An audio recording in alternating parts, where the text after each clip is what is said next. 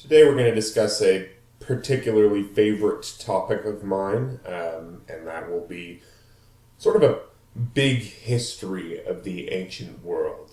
So what I like to do in this presentation is give a really big scope. So we're going to travel kind of all over the place, all throughout the world, and get, a vision of history in a broad stroke. So let's begin. The earliest that I can begin, because of the nature of the term history, which is not, the events themselves that happened, but the story of those events.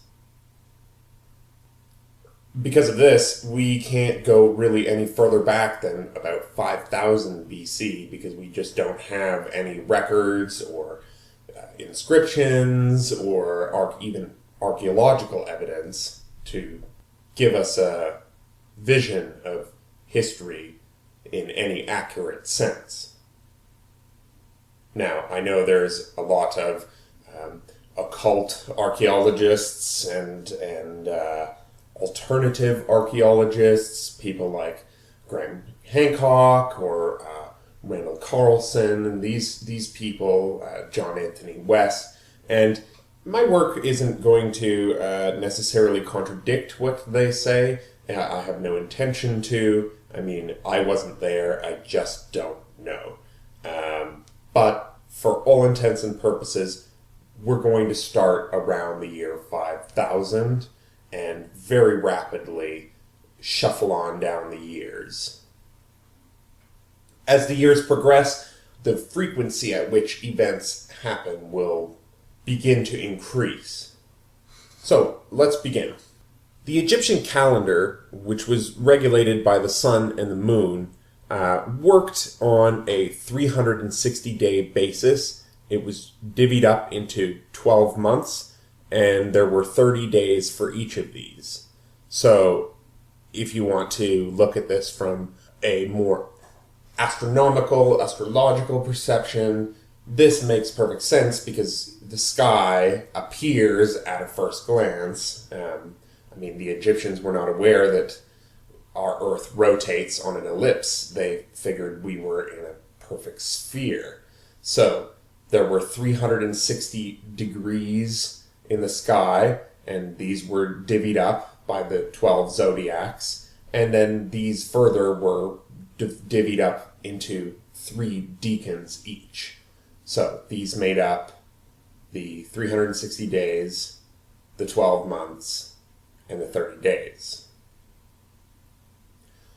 Around this time that the Egyptians were coming up with their calendars, the earliest cities in Mesopotamia began to coalesce around powerful tribal chieftains who could ensure that grain supplies were protected from one year to the next.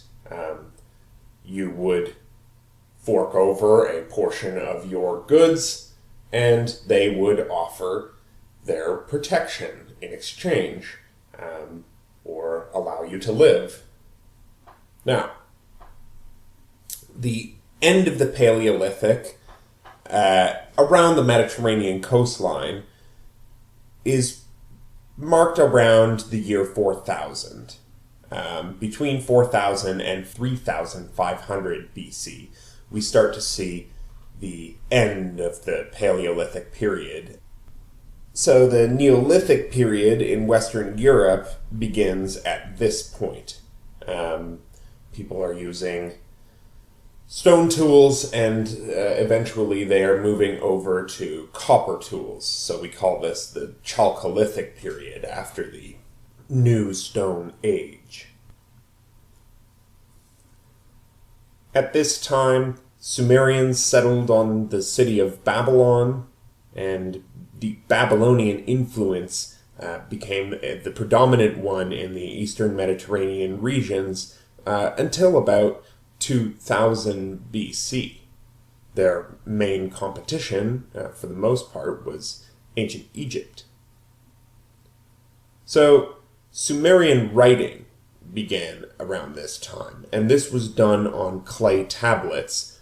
They had up to 2,000 pictographic signs at the time, and we also see the earliest Babylonian omen tablets from this period.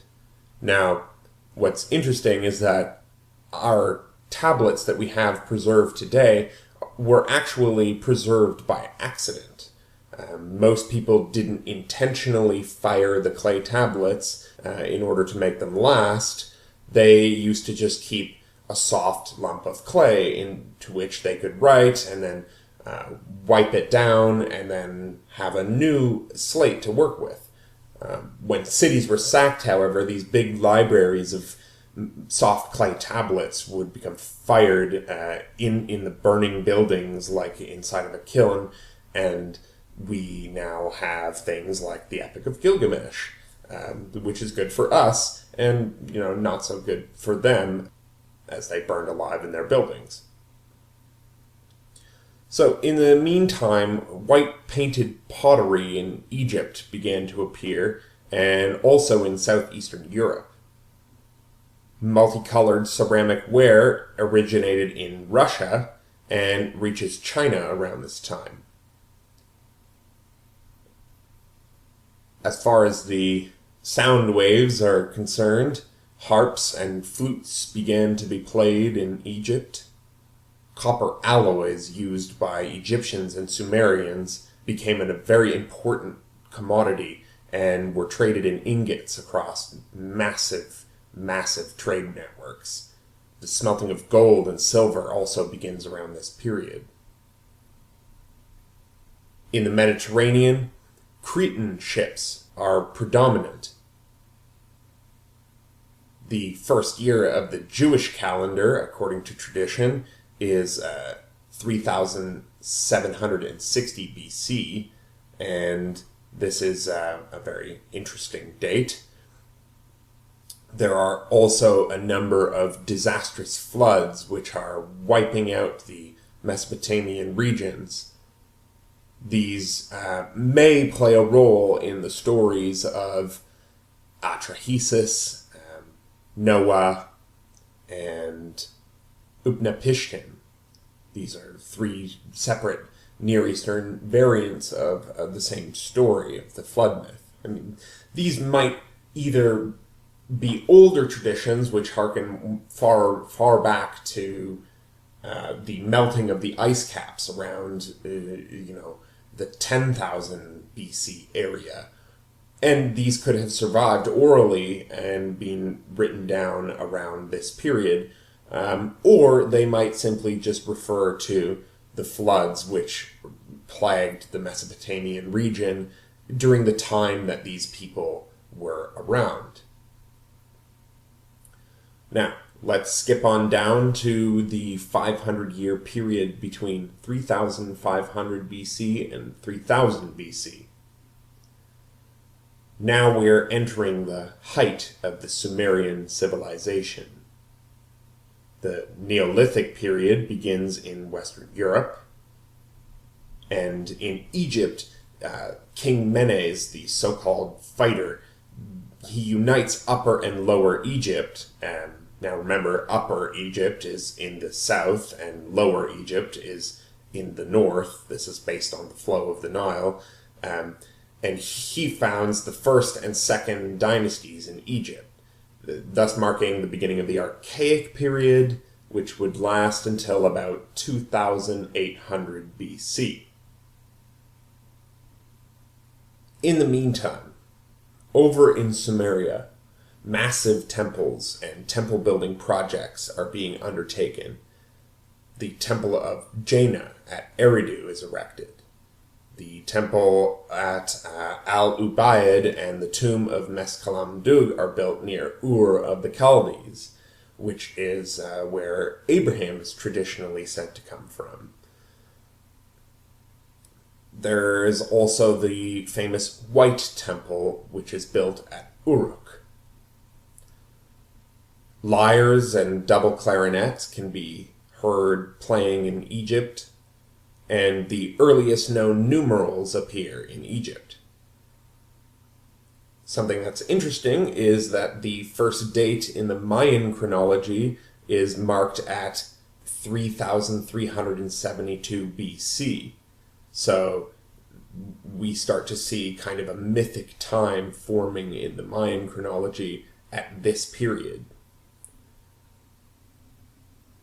A very important discovery was the potter's wheel, and this began being used in Mesopotamia and would stick with us up until today. Very little has changed in the potter's wheel of today and of 3500 BC. Alongside the craftsmen like the potters, we could find masons and smiths becoming very popular and well-respected groups of people in cities. Wheeled vehicles became in Sumeria, and these would stick on until the present day. The wheel would make its way pretty far in the Western world. However, in the New World and in Japan, the wheel wouldn't come for many thousands of years. In fact, in Japan, they did not have the wheel until the 1800s, and Europeans brought the wheel to the Aztecs. So, linen is produced in the Middle East at this period. The economies of the Sumerian cities are booming, and these are predominantly based on agriculture and animal husbandry. We see the formation of a system that works on a symbiotic union between shepherd pastoralist types who are migratory and the sedentary agriculturalists who farm the land. One would provide a basis of food for the other when times were hard, and vice versa. This was a very flexible arrangement between nomads and city dwellers. At this point in time, we start to see plowing, raking, and even manuring in Egypt for the good of the crops. So this is a very important innovation that must have come from observations done with the land that was occupied by cattle. Cattle were a massively important religious symbol in the Egyptian religion, and also they would be in the Indian religion too. For a number of reasons, they are one of our best symbiotic allies. They give us milk, they manure our land, providing it with further fertility.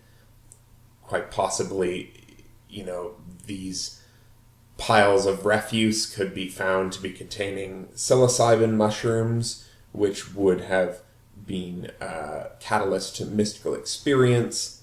Pardon the pun. And this would have all contributed to the divinity of the cow in Egypt and in India and in the Near East. So keep an eye out for cattle gods as time progresses. Alright, so things are going to start ramping up a little bit as we get more and more evidence from written records, and as archaeological discoveries become more frequent, our picture of the past begins to become clearer. So we're going to discuss this block of time between 3000 and 2500. Now, during this period, Semitic tribes, or Canaanite tribes, occupy Assyria in the northern part of the plain of Shinar and Akkad. Phoenicians settle on the Syrian coast, with centers at Tyre and Sidon. Neolithic settlements begin in Crete. The Danubian culture is in full swing. This is what Maria Gimbutas would call the civilization of old Europe.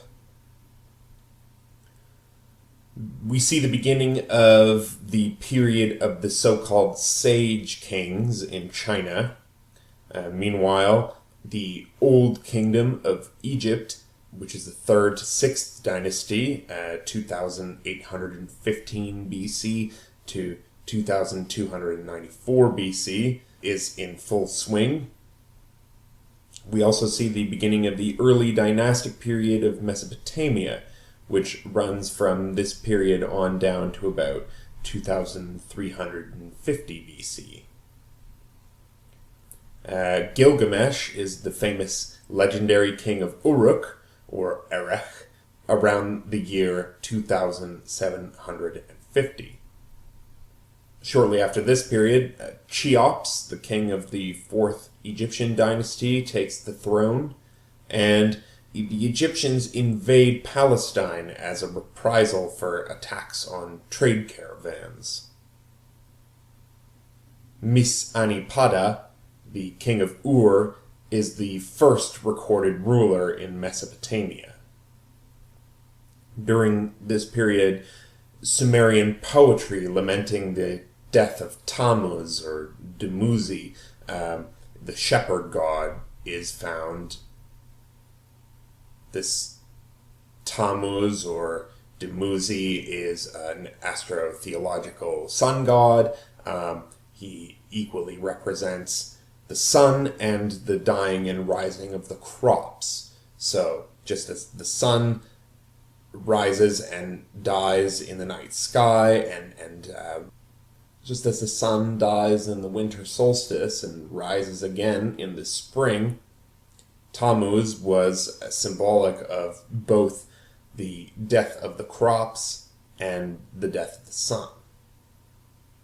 Similar divinities are worshipped by the Egyptians, the Hittites, the Phoenicians, and the Scandinavians.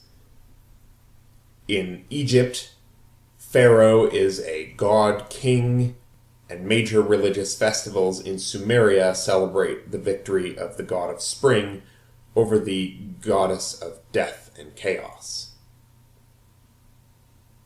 This god would become a very important god as one of the earliest expressions of a dying and rising vegetation god archetype, which we'll see repeated throughout history for thousands of years up until today.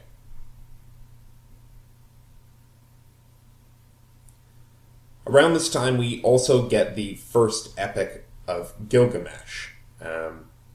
We don't have this copy, but we know of it through more recent sources. So, Sumerian cuneiform writing reduces its pictographs down to about 550. If you remember, there were 2,000 pictographs when we first got a look at them. So as you can see, time tends to simplify and refine things before they become complex again. This is a pattern which we'll see as we go on down through the years, that there is this constant dialectic between the complex and the simplification, which is a very beautiful process, and you can see it unfurling on a whole bunch of scales in the universe. Brick temples with colored pillars in Uruk are found in Sumeria. The earliest Trojan culture begins at this point. They're not yet Phrygian at this time. They would still probably be related to the Hittites. We find glass beads in Egypt, so we have the first firing of glass. We have the first terraced tower temples in Mesopotamia. We've got rock carvings of Pharaoh Semempsis at Sinai, the Cheops pyramid at Giza, and the ship of Re to transport the soul of the king to immortality can be found taking rise in this period. And we also have the Great Sphinx at Giza being built on that plateau. As far as music is concerned, the Chinese court musician Ling Lung cuts the first bamboo pipe, according to tradition. In the realm of science and technology, Sumerian medicine discovers the healing qualities of mineral springs. The weaving loom becomes known to every woman in Europe. The beginnings of systematic astronomical observations can be found in Egypt, Babylonia, India, and China. Now, this isn't to say that people didn't have a very deep understanding of the night sky before this period. They very well did, and based their entire lives off the cyclical motion of the heavenly bodies. However, it was at this period where people began to really write things down about the heavens and then could make actual systematic claims based on data. And this begins around 3000 and 2500 BC. Now, because of this, Egypt begins to introduce a new calendar, which has 365 days without any leap year adjustments. This happened in 2772 BC.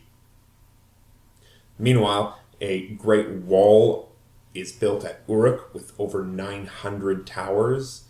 We can see that civilization is really ramping up its defense strategies, and that kings and lords and protectors of grain surplus are ever mounting in their power. And it's really only going to go up from this point on until a little brief lapse with a Bronze Age collapse.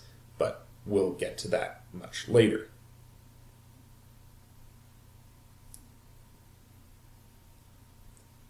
So again, based on the now formal and systematic observations of the heavens, the Sumerian numerical system is developed, and this is based on multiples of 6 and 12. We might find this strange, given that we are a culture and civilization that is so heavily invested in the number 10 and its multiples. Probably because we have 10 fingers. But this 6 and 12 system is also just as intuitive, especially if you consider the circle of the sky to be 360 degrees, and then can be easily divided up that way into 12 signs of the zodiac, 30 days, and so forth. The military in this area will also follow these numbers. Everything will be in multiples of 6 and 12 as far as commanding expeditions is concerned. It's around this time that we probably get the first manufacture of iron objects, but there weren't enough being produced for them to tip the balance into the Iron Age and create a whole new mode of production and warfare. So it was probably being used, but not in any revolutionary way. On the front of daily life, wrestling becomes the first highly developed sport. Oil-burning lamps are used by the Sumerians. We find these all the time when digging in the desert. We have the first reports of domesticated dogs in Egypt. The Sumerians grow barley. They bake bread and make beer. Metal coins begin to replace barley as legal tender, and this marks the beginning of the end, so to speak. And equally perhaps devastating to the human psyche, metal mirrors begin to be used in Egypt. Alright, so we're going to fast forward in time a little bit. Now we're going to jump between the years 2500 and 2000 BC. So first I want to pause and make a general assessment of the situation. By this point, population has grown and expanded away from even the littoral cultures which were seabound.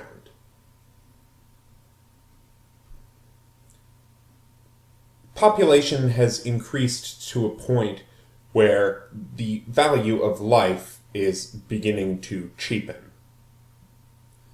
Every additional person is an additional mouth to feed, and in times of famine and plague, things could get out of hand. No more was the state of nature, which was essentially matriarchal, matrilineal, animistic, shamanic. These modalities of existence by this point had almost essentially died out, except for remote and reclusive parts of the countryside, perhaps in the mountains. These sorts of traditions lived on, but in the cities, male domination, patriarchy was the norm. And the way they maintained their power was through fear. This was as a result of wanting to protect the surplus of wealth that came from being able to store up grain. In the state of nature, essentially, which is an orgiastic state of nature, paternity is ultimately irrelevant. The tribe acts as the collective father of the child. Now, when there is no property or no language, well, essentially no language first and then no property, no one can pass down anything because no one can even own anything.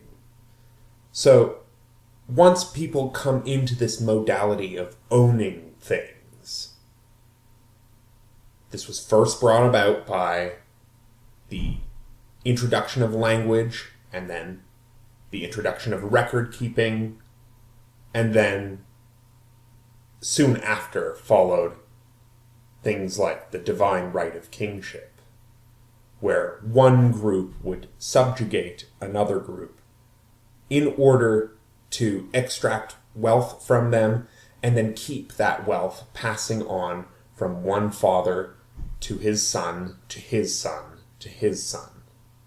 So this is just something to keep in mind as we enter this time of Near Eastern kings warring with one another. This definite increase in war begins in this period. As the stakes become higher in regards to who is going to be able to live a comfortable life in the palace, and who is going to essentially be crushed under the foot of said king in the palace. Men were constantly seeking to expand their domains in order to ultimately increase the chance that their children would live on and be a strong dynasty. I mean, this is a form of egotism blown out of proportion. It's this obsession with wanting to live on for eternity, whether, by oneself or by putting the power that you had into your children's hands and having them, carry your DNA on through the ages unscathed. Alright, so let's move on, keeping that in mind. We'll come back to this shortly. So, starting around 2500, settlements of Aramaean nomads from the Euphrates area and Semitic Canaanite tribes were starting to come into Palestine. And the fighting will not end here, essentially ever. Up until today, this conflict is still going on, and it has roots at this point, this early in history, and even before. It's only natural. It is the crossroads of the three major continents. So where you find these types of areas, these crossroads, you're going to find intense conflict. Now, In China, the Yao dynasty rules down to 2300, the Shun dynasty from 2300 to 2205, and the first of the Hassid dynasty begins in 2200 to 1760. Now, I'll try not to bog you down with dates. I just try to give these as a point of reference as we are speeding down through time. Now back to the Middle East. Lugal-Zagizi, the king of Uruk, defeats the Lagash Empire and calls himself the King of the Countries. He rules from about 2400 to 2350. Shortly after this, Sargon, who's the first king of the Akkadian dynasty, defeats Lugal-Zagizi and creates a vast Semitic empire in Mesopotamia, and he calls himself the King of the Four Quarters. You may remember this is the Sargon the Great, whose myth of origins involve him being placed in a basket of reeds in a river to protect him. Now, this title, King of the Four Quarters, is a pretty intense title when you really break it down on a symbolic level. So, what are the four quarters? I mean, you have the four cardinal directions, you have the four seasons, which are divided through the zodiac by a cross that splits up the 12 into four quarters. All of these ideas are condensed down into this symbol, and as we'll probably see, symbols become an extremely important part in the process of manipulation and control in the game that is kingship. So, what is he saying when he says, I am the Lord of the Four Corners? His ego has blown so out of control that he is ultimately saying that he is master over time, over the space above, over the space below. I mean, you gotta think, like, the nerve of people. There must have been a great degree of sycophancy going on in order for people to reach this level of, outrageous arrogance. This is a group endeavor, though. We need to always remember that. It's not just one person who decides that he's going to sit on a throne while everyone dies for him in war and labors for him in a field. It's a group of people. It's never one person. No matter how much it seems like the power is invested in the hands of one person, like Sargon the Great. Advisors, priests, sorcerers even, generals, experts in trade. All of these people have something to gain out of keeping a man like Sargon on the throne. What we are doing right now, what we're doing by looking at history, is studying the anatomy of the present. What you need to understand is that all of these things that we're talking about, they didn't really happen that long ago. If you want to know the way the world is operating now, you need to look at the big picture. You'll see that the foundations upon which many of the institutions that we have today are essentially continuations of these institutions which were founded 5,000 years ago. 5,000 years in geological time is the blink of an eye. So never forget this.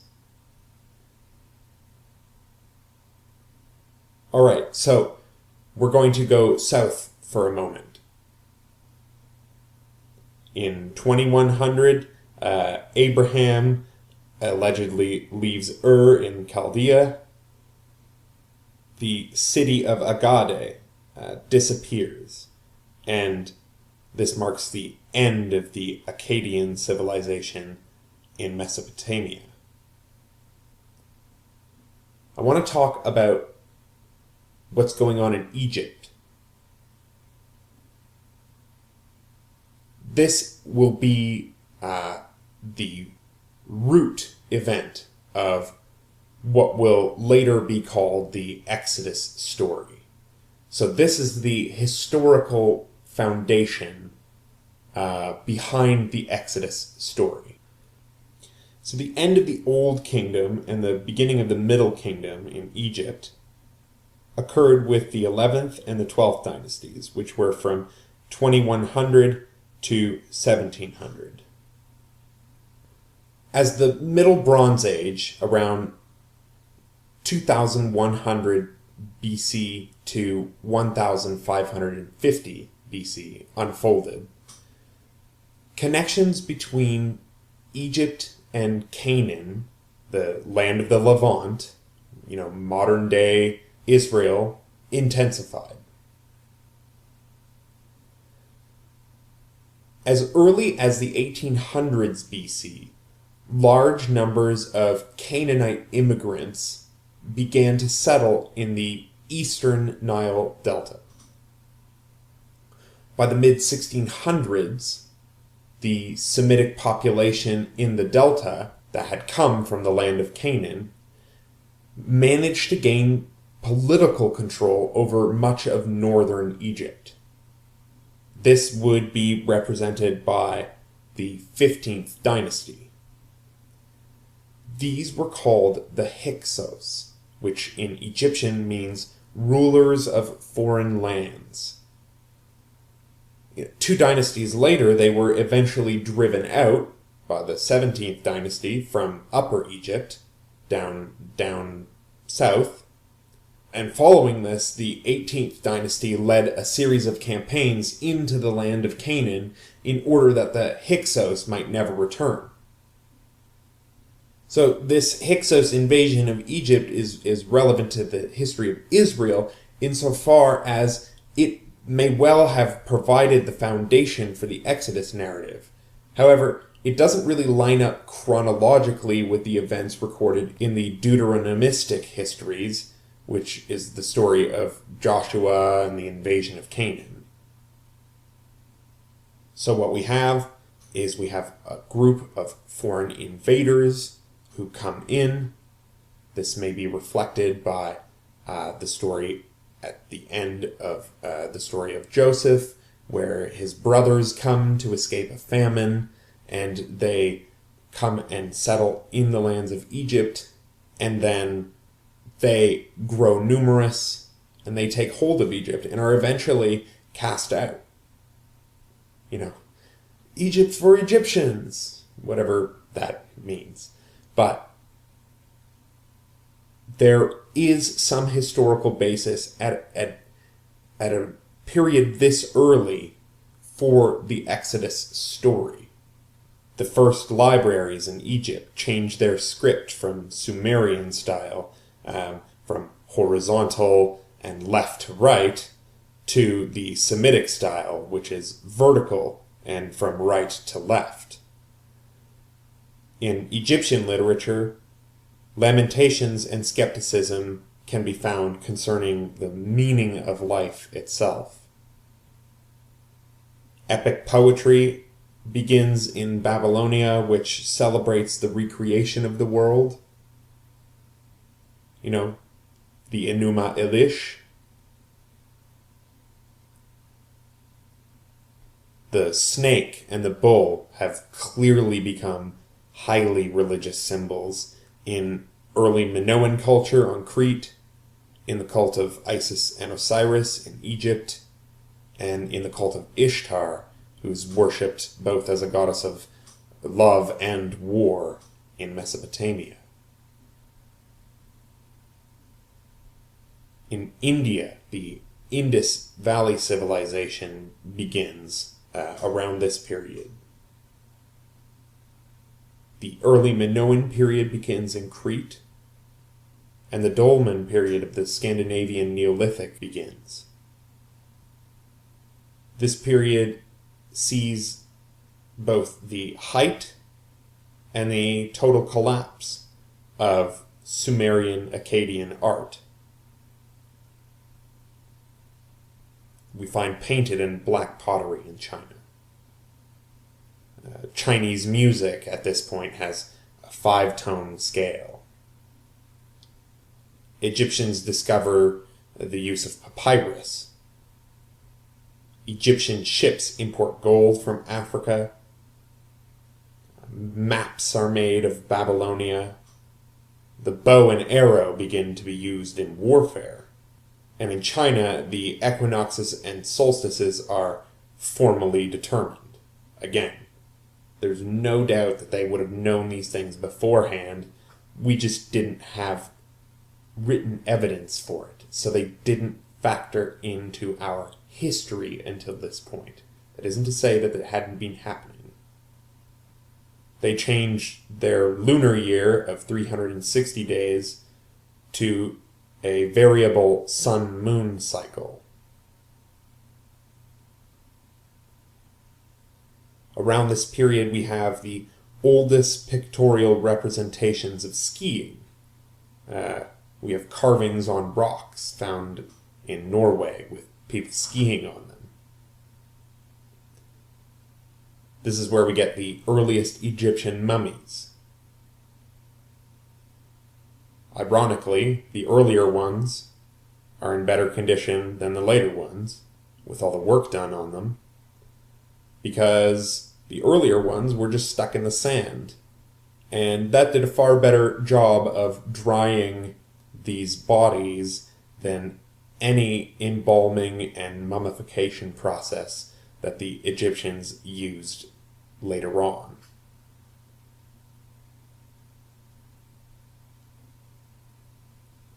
We get the first domestication of chickens in Babylon. African pygmies appear at the Egyptian court. Important agricultural developments are happening everywhere. The Hsia dynasty in China introduces a tithe system which has annual distributions of fields. Around this time, Memphis is founded, the capital of Egypt, and we have some evidence that cotton is cultivated in Peru.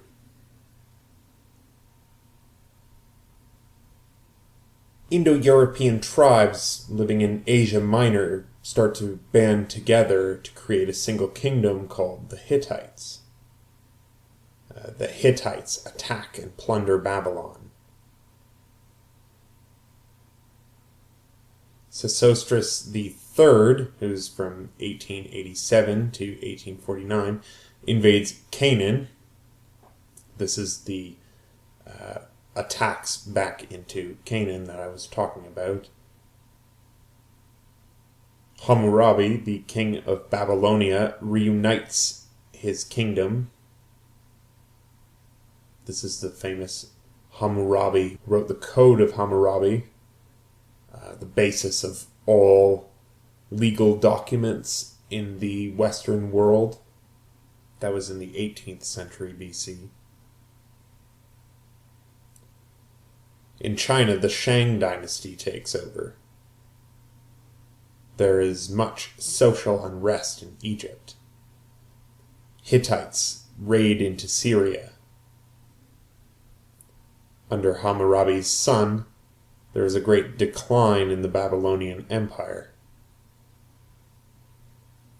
The 18th dynasty brings Egypt to the height of its power and achievements. We get the two famous kings, Amenhotep I and Thutmose I, around this period. Queen Hatshepsut is the wife of Thutmose II, and she rules for Thutmose III until his coming of age in 1480. At this point, the Egyptians are using an alphabet of 24 signs.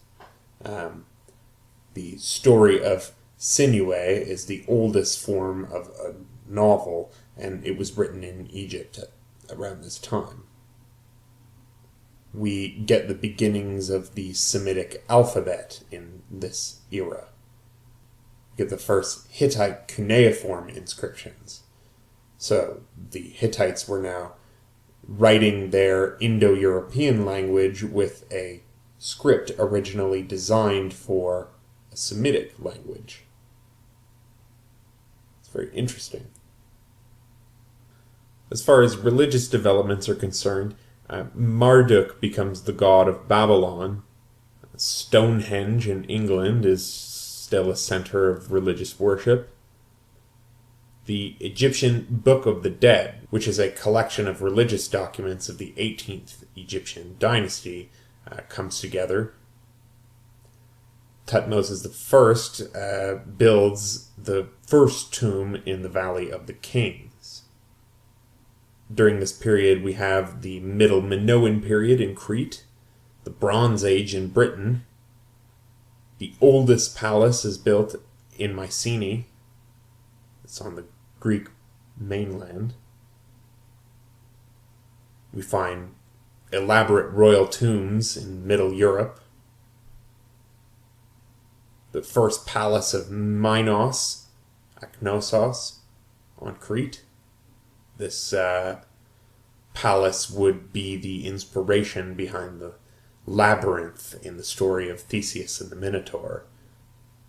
The palace has light and air shafts, bathrooms with water supplies.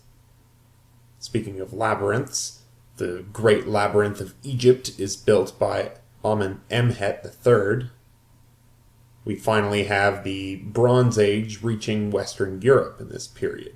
It is a very slow crawl outward that essentially piggybacked on the back of Indo-European languages and developments in agriculture, so new crops, such as barley and rye.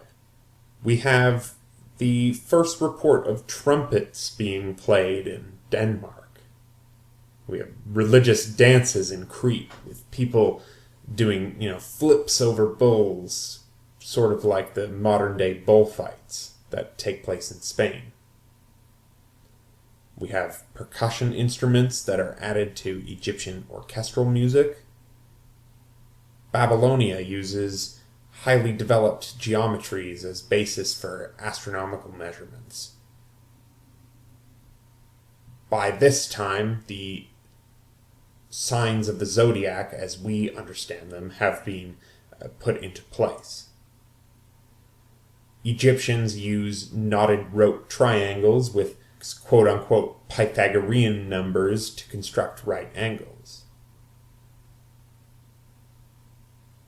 Meanwhile, in Egypt, irrigation systems are developed that utilize the Nile's floodwaters most effectively. The decimal system comes about in Crete. The so-called Edwin Smith papyrus describes medical and surgical practices from Egypt. Mercury is in use in Egypt at this point. It's a great alchemical substance. Trade routes spread from the eastern Mediterranean through Europe. Generally, primary goods come out of Europe, and secondary goods flow back in.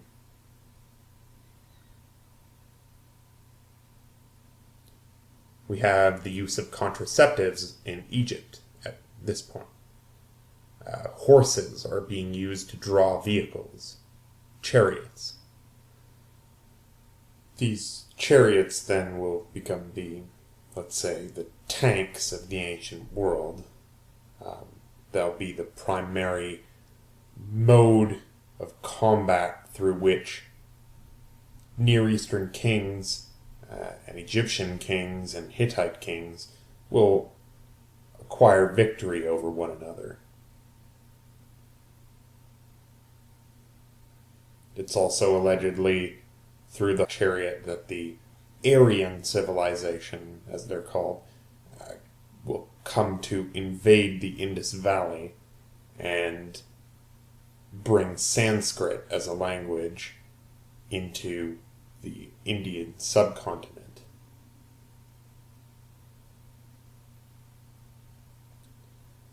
So that's all I want to discuss for today.